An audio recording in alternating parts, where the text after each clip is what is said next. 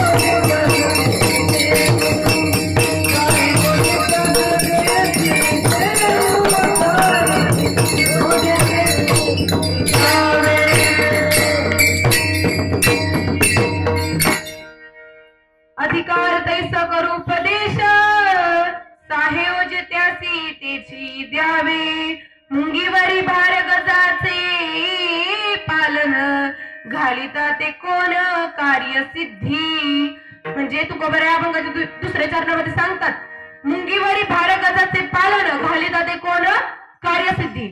म्हणजे जर मुंगीवरती हत्तीच्या पालन पोषणाचा जर भार टाकला तर ते कोणतरी ते कार्यसिद्धीमध्ये जाणार आहे का? ते कार्य सिद्ध होणार आहे का? ते मुंगी करू शकते का हत्तीचं पालन पोषण? नाही.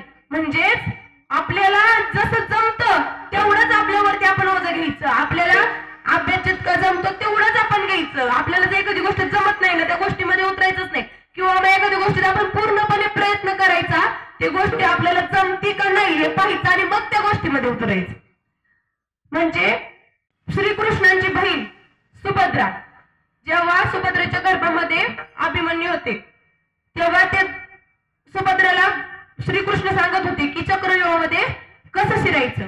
मग ते सांगत असताना आतमध्ये कसं जायचं एवढं ऐकतोपर्यंत सुभद्रा ऐकत होती, पण बाहेर कसं निघायचं हे सांगत असताना सुभद्रा झोपली होती. मग एकदा चक्रव्यूहात शिरायचं म्हणून कुणी चक्रव्यूहात शिरायचं. मग अभिमन्यू म्हणला मी शिरतो चक्रव्यूहात, पांडवांना म्हणला, पण मला बाहेर येता येत नाही. मग सगळे युधिष्ठिर जातात, ते सगळे म्हणतात की तू आतमध्ये जा, बाहेर नाही आम्ही येतो तुझ्या मागून. मग अभिमन्यू चक्रव्यूहात तो जातो, पण बाहेर जेव्हा युधिष्ठिर दादांचे सगळे जाणार असतात, युधिष्ठिर दादांती जाणार असतात तेव्हा तिथे त्यांना जयद्रथ अडवतो आणि तो जयद्रथ पांडवांना आतमध्ये जाऊनच देत नाही. अर्जुन नसतो त्यांच्यामध्ये, युधिष्ठिर दादा, भीम, नकुल, सहदेव ते असतात, तर त्यांना आतमध्ये जाऊन देत नाही. मग काय करायचं? अभिमन्यूचा मृत्यू होतो. मग अर्जुन म्हणतो ज्याने कोणी माझ्या मुलाचा मृत्यू केलाय त्याला मी सायंकाळच्या अगोदर त्याचा मारून टाकीन. द्रोणाचार्य अभिमन्यूला लपवून ठेवतात. द्रोणाचार्य जयद्रथला लपवून ठेवतात, त्याला काही बाहेर येऊन देत नाही. मग अर्जुनाला कळलं आता की काय आपलं ते जयद्रथला बाहेर येऊन देणार नाही. मग भगवान श्रीकृष्णांनी आपलं सुदर्शन चक्र सूर्यावरती लावलं, अंधार पडला. आता सगळ्यांना वाटलं आता अंधार पडले, आता अर्जुनाचा टाइम संपलेला आहे. अर्जुन म्हणतो की आता अर्जुन त्याचं गांडीव धनुष्य घेऊन आता त्या अग्नीला फेरे मारत असतो. ते फेरे मारतो, तो म्हणतो की आता मी जयद्रथचा मारू शकलो नाही, फक्त त्या अग्नीमध्ये तो उडी मारणार असतो. मग तितक्यात भगवान श्रीकृष्ण आपलं सुदर्शन चक्र सूर्यावरचं काढतात आणि म्हणतात अर्जुना हा बघ सूर्य आणि हा बघ जयद्रथ. जयद्रथ आता पुढे आलेला असतो, तो म्हणतो हा बघ जयद्रथ, आता त्याला मारून टाक. मग तो त्याला अर्जुन जयद्रथचा वध करतो. मग अगदी त्याचप्रमाणे जेव्हा आपल्याला एखादी गोष्ट पूर्णपणे जमत असते तेव्हाच आपण त्या गोष्टीमध्ये उतरायचं. अभिमन्यूला ती पूर्ण गोष्ट जमत नव्हती त्यामुळे त्याचा वध झाला. त्यामुळे आपल्याला जेव्हा जी गोष्ट जमती तेव्हाच त्या गोष्टीमध्ये उतरायचं, तसं उतरायचं नाही. बस तुम्हाला माहिती का, एक महादेवाचा अतिशय निष्ठावंत भक्त असतो. तो रोज महादेवाच्या पिंडीवरती माणूस मेले की त्याची राग लावायचा महादेवाच्या पिंडीला. मग रोज माणसं कुठून मारणार? रोज तो राग नाही लावायचा, पण रोज कुठून माणसं मारणार? पण त्यांनी हे घेतलेलं असतं, पण घेतलेला असतो की जेव्हा दिवशी मी महादेवाला भस्म लावणार नाही त्या दिवशी मी जेवणार नाही. मग महादेवांना वाटतं अरे एवढा आपला निष्ठावंत भक्त आहे, त्याला काहीतरी दिलं पाहिजे. एक दिवस त्याला काहीच गावत नाही, त्याला माणूस मेलेला गावत नाही, त्याला राग गावत नाही, काहीच नाही. मग काय करायचं? मग त्या दिवशी तो जेवतच नाही. मग त्या दिवशी महादेव तिथं येतात, प्रकट होतात आणि तिथं त्याला प्रसन्न होतात आणि त्याला म्हणतात तुला काय पाहिजे? मग तो म्हणतो काहीच नको मला फक्त तुमची सेवा करायची. मग नंतर काय मागायचं? म्हणून तो म्हणतो की मला तुम्ही असं वरदान द्या की ज्या माणसांच्या डोक्यावरती मी हात ठेवील तो भस्म होईल आणि मग मी त्याची तिथली राख तुमच्या पिंडीवरती आणून ठेवील. मग महादेव ते वरदान त्याला देतात. पण एखाद्याला एखादी गोष्ट दिली की त्याला अतिरेक करतो, गर्व वाढतो. पण आपल्याला गर्व होऊन द्यायचा नाही. जेव्हा आपण गर्व करेल तेव्हा ती गोष्ट आपल्याकडून देव हिरावून घेतो. त्यामुळं कोणत्याही गोष्टीचा कधी गर्व करायचा नाही. कायम आपण कसं राहायचं? निरपेक्ष राहायचं. तर त्याला दिलं ते वरदान दिलं की एखाद्याच्या डोक्यावरती हात ठेवल्यानंतर तो माणूस भस्म होणार आहे. मग त्याचा तो रोज कोणाला ना कोणाच्या डोक्यावरती हात ठेवायचा आणि त्याला भस्म करायचा आणि ती राख आणून महादेवाच्या पिंडीवरती व्हायचा. त्यांनी त्याचा अतिरेक केला. आता एकदा त्याला नारद मुनी भेटतात. तो नारद मुनीच्या डोक्यावरती हात ठेवायला जातात.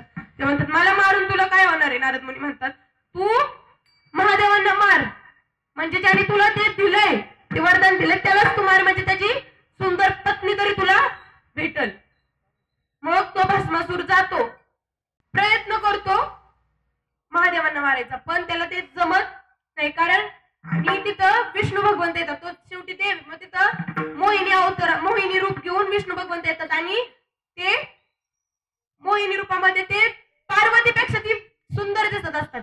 मग ते म्हणतात ती तिच्याकडे जाण्यापेक्षा आपल्याला हिलाच आपली बायको करायची. मग ते मोहिनी रूपामध्ये तिच्यावरती भाळून जातात आणि तिच्यावरती भाळून गेल्यानंतर तो भस्मासूर आता ती सांगल तसं तो करत असतो. मग मोहिनी सांगते, त्याला शिकवत असते, त्याला डान्स शिकवत असते, म्हणते आपण नृत्य शिकवते त्याला, म्हणते तू आपण नृत्य करू. मग शिकवत असताना कधी कमरेवर हात ठेवून त्याला सांगते असं हे कर, असं ठुमका मार, असं कर. शिकवत असताना त्यांनी डान्स शिकवता मग शेवटची स्टेप म्हणून तिने काय शिकवलं, म्हणली आता डोक्यावरती हात ठेवा, असा एक कमरेवरती हात ठेवा, असा ठुमका द्या. मग त्याने डोक्यावरती हात ठेवला तेव्हा तो स्वतःच भस्म झाला. त्यामुळे एखादी गोष्ट आपल्याला दिल्यानंतर कोणत्याही गोष्टीचा आपण गर्व करायचा नाही, कारण त्यातनं आपल्यालाच इजा होत असते. त्यामुळे आपल्याला स्वतःला इजा होईल असं कधी बघायचं नाही. एक ब्राह्मण असतो, तो ब्राह्मण त्याच्याकडे अतिशय धन असतं, पण तो धनाचं नुसतं साठवणच करत असतो, नुसतं धन साठवतच असतो. आपल्या मुलाला खायला घालत नाही, आपल्या पत्नीला खायला घालत नाही, फक्त तो धन साठवत असतो. स्वतःच्या पोटाला पण तो खात नाही, पण नुसतं पैसे साठवत असतो. तर तुम्ही सांगा, नुसतं पैसे साठवून पैसे कमावतो कशासाठी आपण? आपल्या पोटासाठी. आणि तो जर आपल्या पोटालाच न खाता तो दुसऱ्यांना पण खाऊन देत नव्हता, नुसतं पैसे साठवून ठेवत होता. साठल्यानंतर काय मेल्यानंतर तो वरती घेऊन जाणार होता का? वरती जाताना फक्त आपल्या 3च गोष्टी आपल्या सोबत जातात.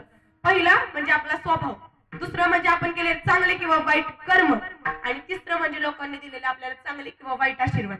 आणि जेव्हा लोक आपल्याला चांगला आशीर्वाद देतात तेव्हाच आपल्याला वरती जाऊन तो आदर, तो सन्मान भेटणार आहे. मग तो आदर सन्मान पाहिजे असेल तर आपला स्वभाव आणि आपण केलेले कर्म चांगले पाहिजेत. जेव्हा आपला स्वभाव आणि आपण केलेले कर्म चांगले असतील तेव्हा लोक आपल्याला चांगला आशीर्वाद देतात. त्यामुळे आपला स्वभाव आणि आपण केलेले कर्म कायम चांगलेच करायचे. आणि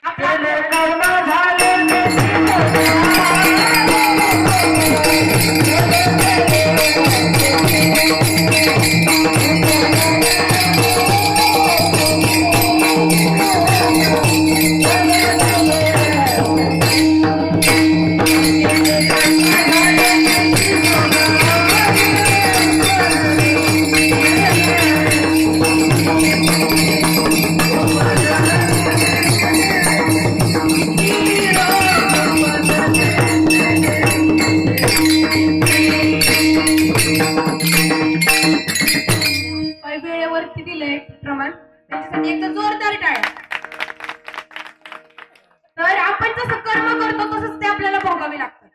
देव ज्याप्रमाणे देतो तसं त्याला घेता पण येतं.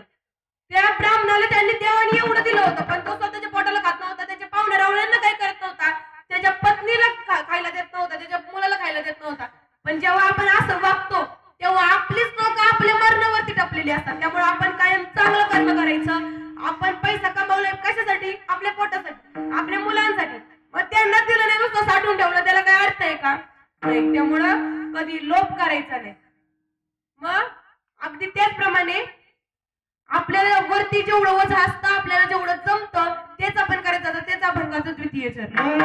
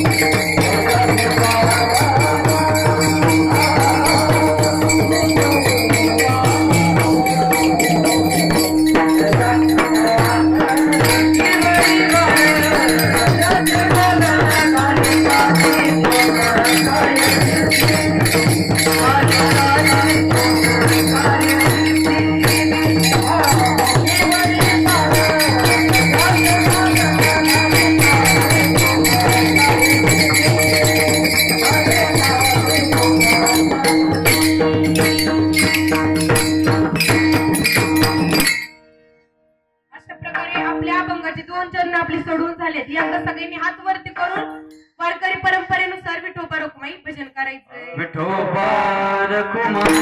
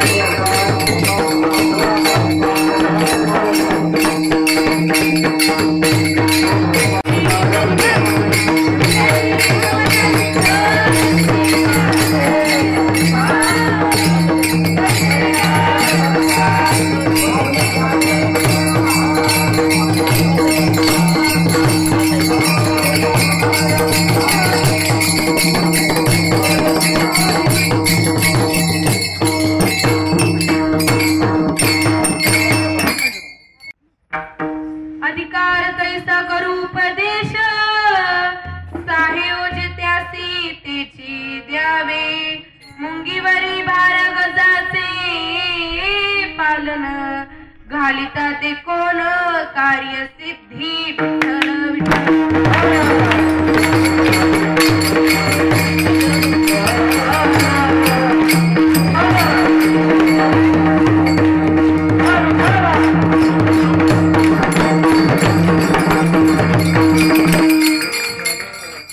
शेवटच्या चरणामध्ये तुकोबारे म्हणतात तुका म्हणे फासे वाघुरा कोऱ्हाडी प्रसंगी तो काढी पार भीतो.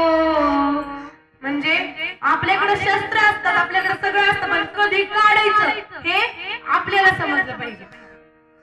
एक बिरजा नावाचा एक मुलगा असतो, तो एका माणसाकडे कामाला असतो, एका शेतकऱ्याकडे, त्याला खूप खायला लागायचं. पण एकदा त्याच्या दुष्काळ पडला, त्यामुळे त्या शेतकऱ्याने त्याला काढून टाकलं कामावरून. मग तो असाच फिरत असताना मग भटकत होता. तो एकदा एका साधूंच्या आश्रमामध्ये गेला. तिथं गेल्यानंतर तो तिथं म्हणतो की मला इथं काही काम मिळेल का. साधू पहिल्यांदा म्हणतात काहीच काम नाही. तो बिरजा लय विनंती करतो, म्हणतो की मला दुसरं काहीच देऊ नका, मला पैसे देऊ नका, मला काहीच देऊ नका, मला फक्त 2 टायमिंगचं खायला द्या. मग ते साधू म्हणतात की तुला 2 टायमिंगचं खायला देतो, पण आमचा एक ह्याचा आश्रमाचा एक नियम आहे. तो म्हणतो काय नियम आहे? म्हणले एकादशीला उपवास धरावा लागतो. बिरजा म्हणतो एखाद्याच वर्षातनं किती वेळा येते? त्याला वाटतं की एखाद्याच वर्षातनं एकदा दोनदा येत असेल. मग ते साधू त्याला म्हणतात की वर्षातनं नाही, महिन्यातनं 2 वेळा एकादशी. मग वर्षातनं 2 वेळा एकादशी म्हटल्यावरती तो जरा घाबरला. नंतर म्हणला जाऊ दे, आता आपल्याला दुसरीकडे कुठं काम भेटणार नाही, फक्त महिन्यातनं 2 वेळा ना मी धरतो उपास. म्हणले चालतंय.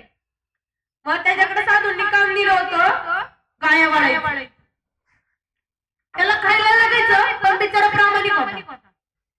तो रोज गाया वाळायला घेऊन जायचा. आपल्यासारखी काय केलं असतं, भूक लागली की गायचं दूध काढलं असतं, पेलं असतं, पण तो प्रामाणिक होता. त्याने कधीच तसं दूध पेलं नाही. तो त्याच्या गुरूंना विचारल्याशिवाय कोणतीच गोष्ट करत नव्हता.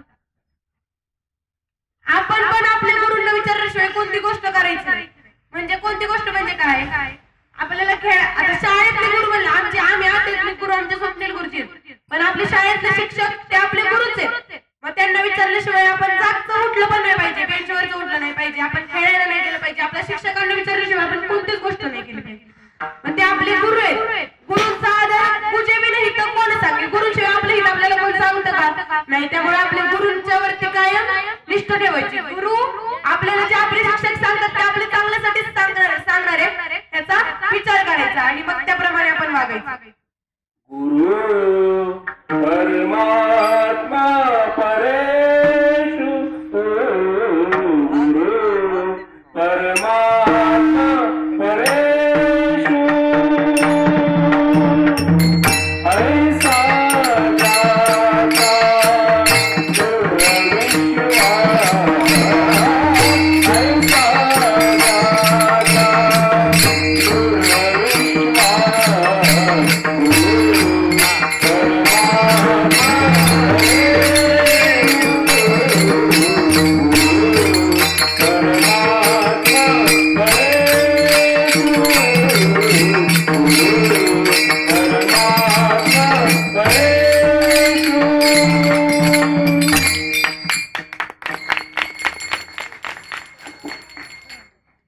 आपल्या गुरुशिवाय आपल्याला कोणच हित सांगत नसतं. आपलं गुरु म्हणजे आपला परमात्मा, म्हणजे आपला देव आहे.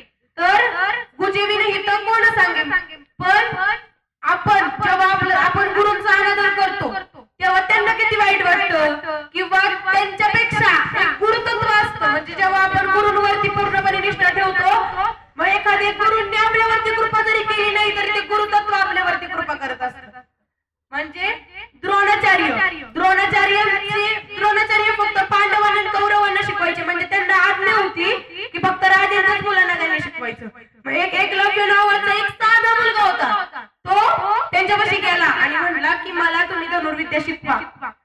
मग द्रोणाचार्य म्हणले मला माफ कर, पण मला फक्त राजांच्याच मुलांना शिकवायची आज्ञा आहे, मी तुला शिकवू शकत नाही. मग तसं म्हणल्यानंतर एकलव्यांनी गुरूंना सोडून दिलं का? गुरुवरची निष्ठा सोडली का? तर नाही. तो अरण्यामध्ये गेला. अरण्यामध्ये गुरूंची एक प्रतिमा तयार केली आणि गुरूंच्या प्रतिमेसमोर तो धनुर्विद्या शिकायचा आणि म्हणायचा मी कसा बाण मारू, असं मारू, हे चुकतंय का माझं, कुठं चुकतंय मला सांगा. म्हणजे त्याला तिथं शिकवत कोण होता? गुरु तत्व.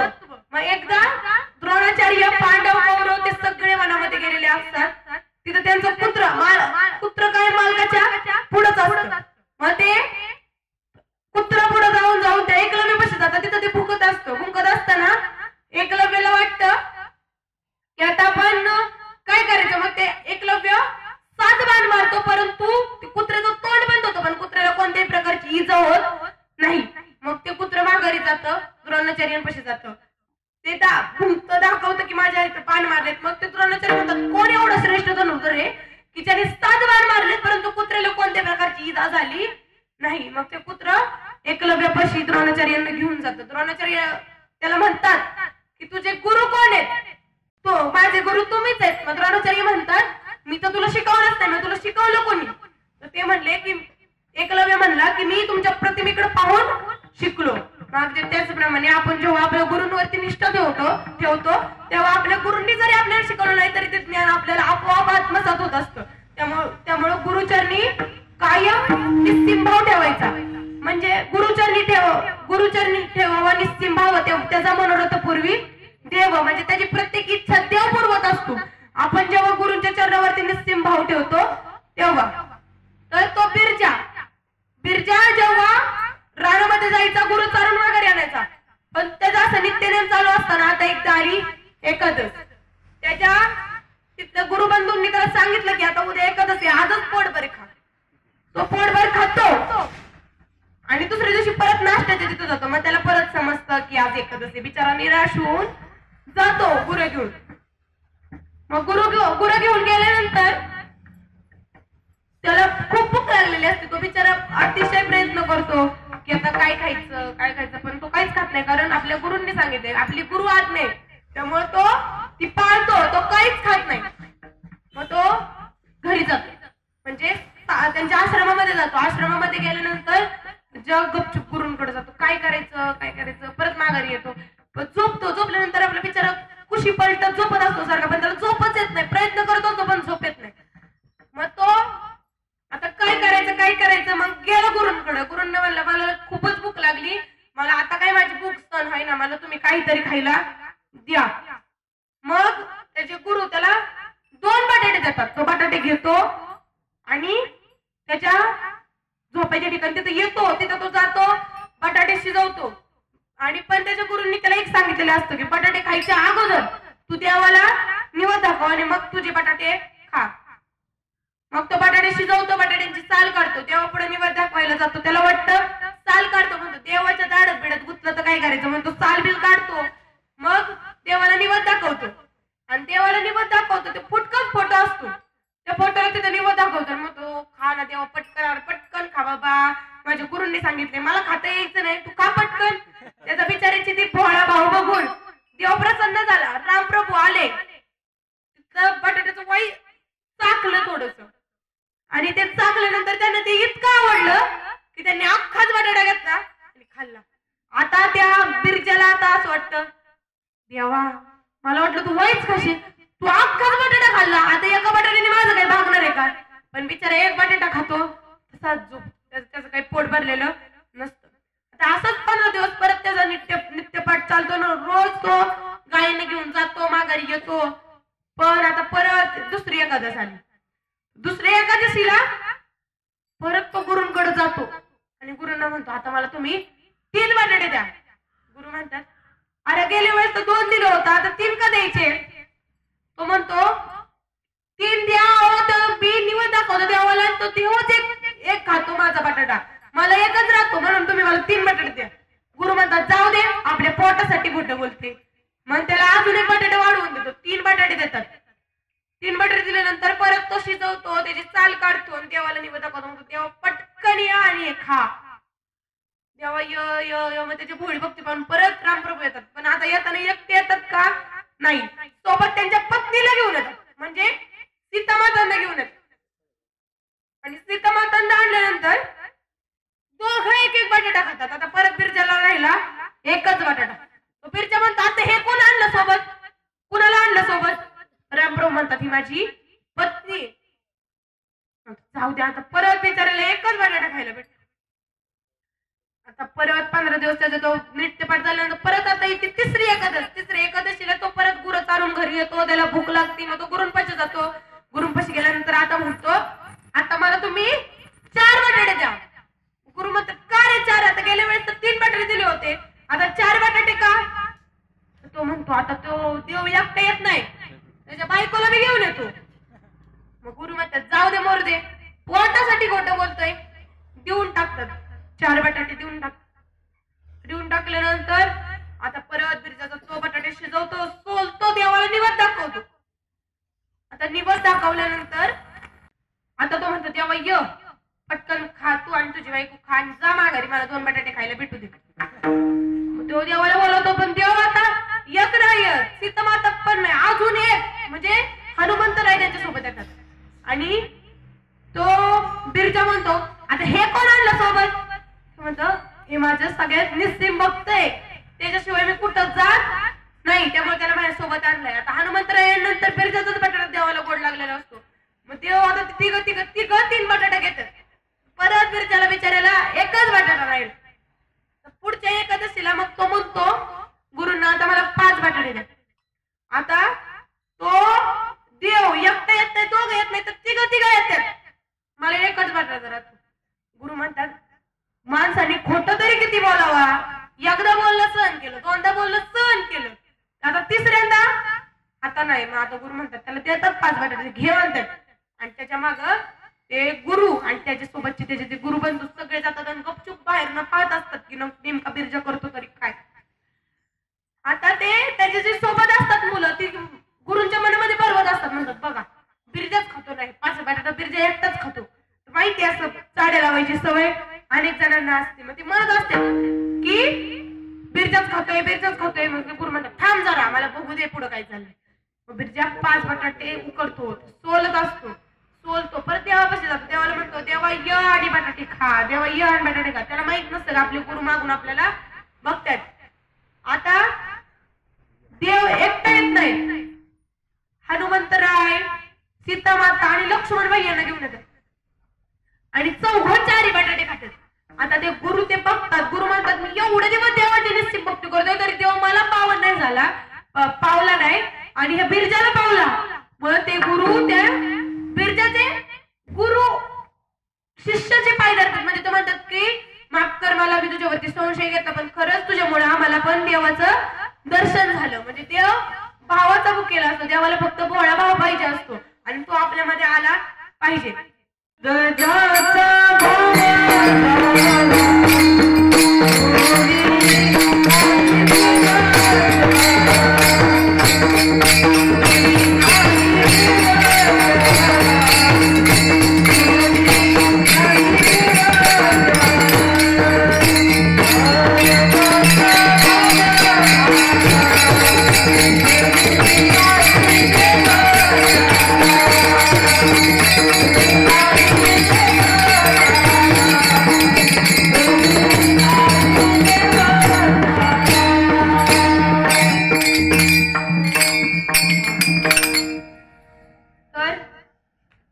आपण देवाचं नामस्मरण केलं पाहिजे. नामस्मरण म्हणजे काय म्हणावं आम्हाला इथं आमचा अभ्यासात येताना तू सांग अजून काहीतरी, पण तसं नाही. जेव्हा आपण कोणती काम करत असतो, मुली आपले केस विंचरत असतील, काय असतं तुमचं काम करत असताना आपल्या देवाचं नामस्मरण काय मुखात न ठेवायचं. म्हणजे देवाचं नामस्मरण नाम घेता उठा उठी होय संसाराची तुटी. म्हणजे आपण उठवते आपल्या संसारातली कामं करत असताना, आपले काम करत असताना आपण देवाचं नामस्मरण केलं पाहिजे. आणि जर एखाद्याला नामाचा छंदच नसेल तर त्याला काही अर्थ आहे का? छंद नाही नामाचा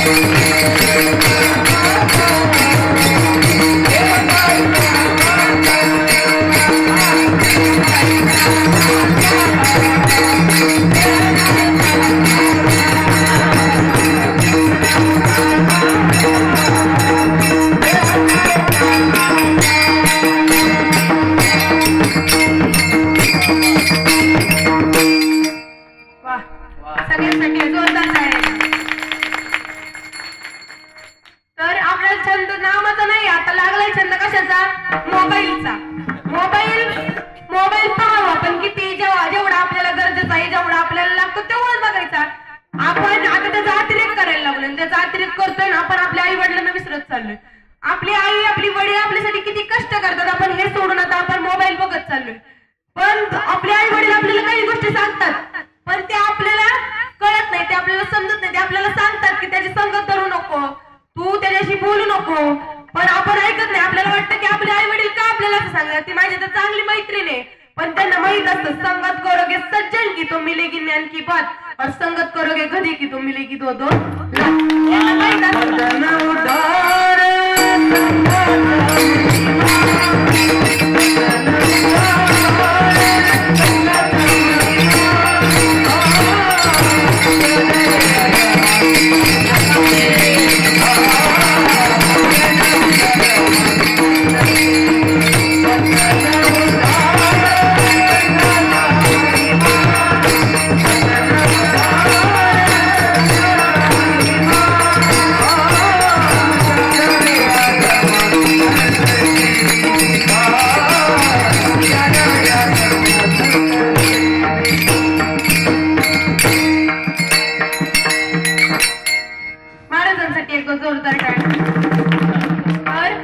आपले आई वडील आपल्याला सांगत असतात पण आपल्याला त्या गोष्टींचा राग येत असतो. जेव्हा छत्रपती शिवाजी महाराज लहान होते तेव्हा जिजामाता त्यांना रामाच्या कृष्णाच्या गोष्टी सांगायच्या. त्यामुळे छत्रपती शिवाजी महाराज एवढे आता आपण त्यांची कीर्ती मरावी परी कीर्ती रूपी उरावी. आपण मेलो तरी आपलं नाव बाहेर त्यांनी काढलं पाहिजे, पण कशासाठी? चांगल्यासाठी. असं नाही म्हणलं पाहिजे मला बरं झालं आमच्या मागची कटकट गेली. त्यांना वाटलं पाहिजे अरे एवढा चांगला माणूस होता, चांगला होता, नव्हतं जायला पाहिजे, अजून थोडे दिवस जगायला पाहिजे होतं. जे जन्मले ते मरणारच आहे, उपजे ते नाश आहे, ते मरणारच आहे. जे जन्माला आले ते जाणारच आहेत. पण जेव्हा आपण जेवढं आपलं जीवन काल असतो त्याच्यामध्ये आपण असं जगायचं की मेल्यानंतर सुद्धा लोकांनी आपल्या चांगल्यासाठी आपली नावं काढली पाहिजेत. मग ते तेव्हाच काढणार जेव्हा आपल्या आई वडिलांचं आपण ऐकणार आहे. आपले आई वडील आपल्यासाठी कायम आपल्या गोष्टी चांगल्याच गोष्टी सांगणार आहेत, आपल्या कोणत्या वाईट गोष्टी कधी सांगणार आहेत का?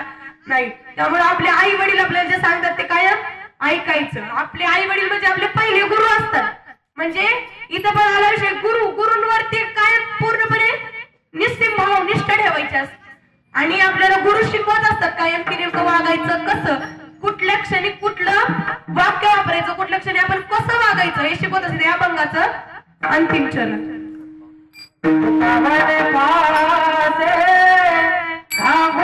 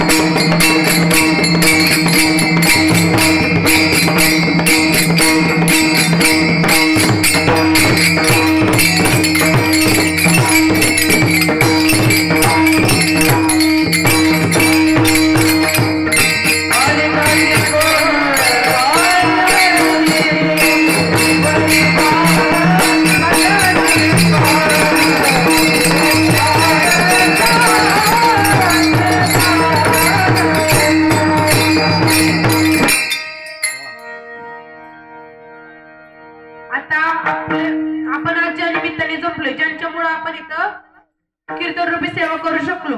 असं त्यांचा वाढदिवस आहे.